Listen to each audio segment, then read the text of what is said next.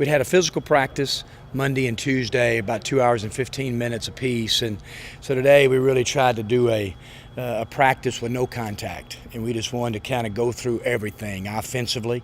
But it shows a lot of maturity about a team because of losing focus, of being able to cut and play with a physicalness with nobody guarding you, and it's an art to doing that. And I thought for the most part we did pretty good, and we got a lot out of just, especially with our new guys, putting in maybe some special situations on the side, maybe another in line of bounds, just to give us a little more depth of what we're going to try to do. Practice was great today. We got a lot out of the 5-on-0 that we did today with Coach Davis and the rest of the team, and we just got to put more like emphasis on our 5-on-0 practices, because without the contact and everything, we still got to work hard on the 5-on-0 and get our reps in and get our plays learned and everything. I think we came out with a lot of energy today, and we use this 5-on-0 for teaching, to help our younger guys get to know the plays and the older guys to show them how to use game day practices. That's really what it was, to have maturity, how to do without contact. We're getting more and more serious as the days go on, because we got a scrimmage next week, and it's really going to show everything about our team and how we're going to handle adversity. I'm feeling like I'm 18 again. I'm 22, because the more we practice, the more conditioning I get in, the more reps I get in, the more conditioning, let my game elevate.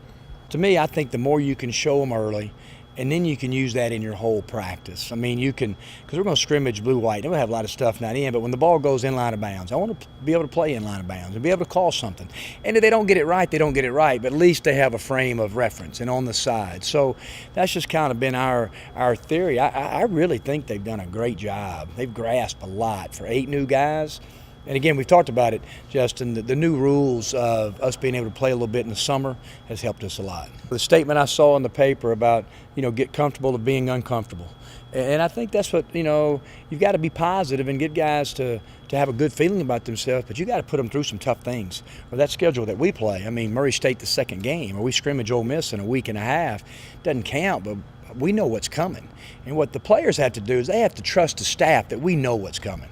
They don't know. Some of our older guys do, but our new guys have no idea what's really coming. So even it's like we make a big emphasis of this. We didn't have any contact, but you can be physical with no contact. And that's hard cutting, that's really doing every rep that you can possibly do full speed. And it's an art to it. And football, the NFL started it.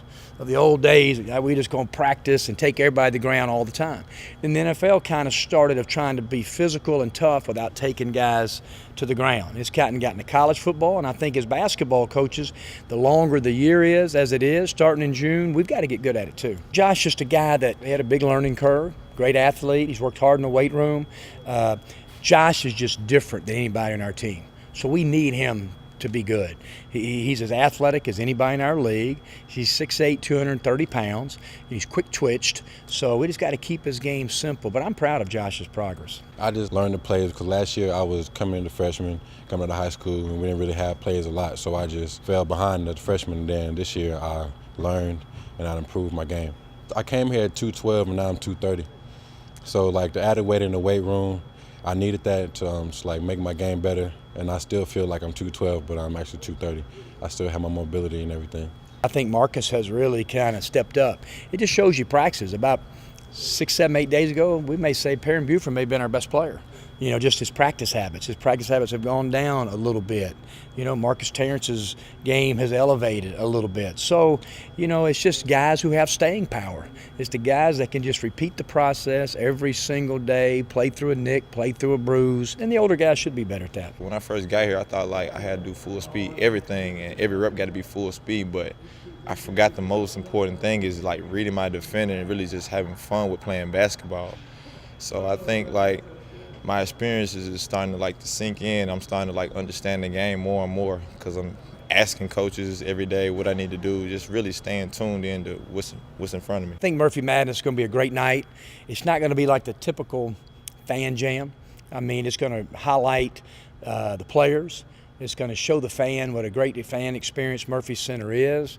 We're going to be able to do some things that we've never done before in this arena.